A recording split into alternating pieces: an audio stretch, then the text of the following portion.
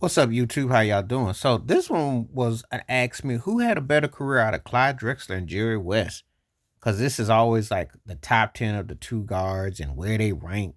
And some people got Jerry West as high as maybe third, fourth, fifth. Some people got Clyde Drexler as high as fourth, fifth, or sixth. So I went to land of basketball because it's a point of reference, because I like to do a contrast when I do a numbers crunch, but I also do an eyeball test. I go for references, but then I do an eyeball test. Eyeball test says that Jerry West was a better pure shooter than Clyde. Clyde was more athletic, acrobatic.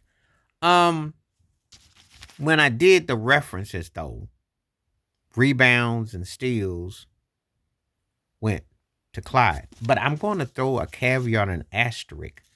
There was no real tally to what Jerry West did in the 60s, because they didn't keep all those stats with certain things. So we will never know.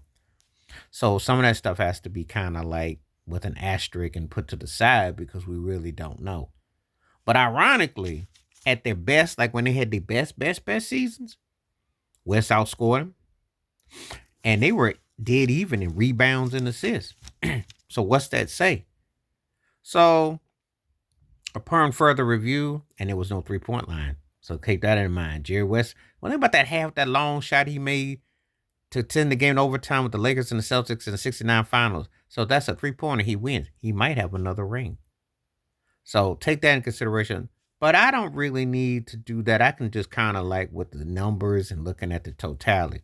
Jerry West was a better player than Clyde Drexler because he was more impactful in terms of his leadership and the things that he did.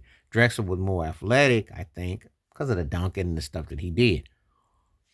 But their numbers are interestingly comparable in some ways. I mean, Clyde, I said with the rebound, but the assist is Jerry West. So steals with Clyde, but West was a good defender. So it's pretty even in some ways. But the problem when you say that these things are kind of even up, it favors West because, again, I have to grade on the curve. And again, because there was no statistical stats to keep up with the said era, we're not having a full balance of what was up.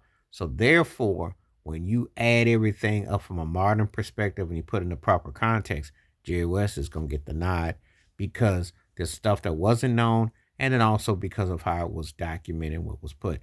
So when I look at it, I have to say Jerry West was the better of the two. But there's some stuff that they had that was kind of like centralized, you know. Now, I got asked if you were to switch roles, how would they have fared? Well, if Jerry West played when Clyde played, I think Jerry West wins in any era. He's one of the guys that Michael Jordan said he wish he had a chance to play against. That's a high compliment. West's structure was such, and he could flat out move, and he was agile, and he was considered one of the greatest already. But when you look at their numbers and when you crunch everything together, it's not this big old runaway where you thinking, because it does benefit West. Like I said before, there's asterisks involved that would point that if there was opportunity to have had a 3-point lane without the hand checking rules, and then when you add in rebounds, assists, and everything, West's numbers would have been even better. He outscored Clyde as it was for a career. With the 3-point line with Clyde Drexler and a more offensive balance era, not as fully to what it ended up becoming, but still. So, but anyway, let me know what you think. Better career, Jerry West, Clyde Drexler.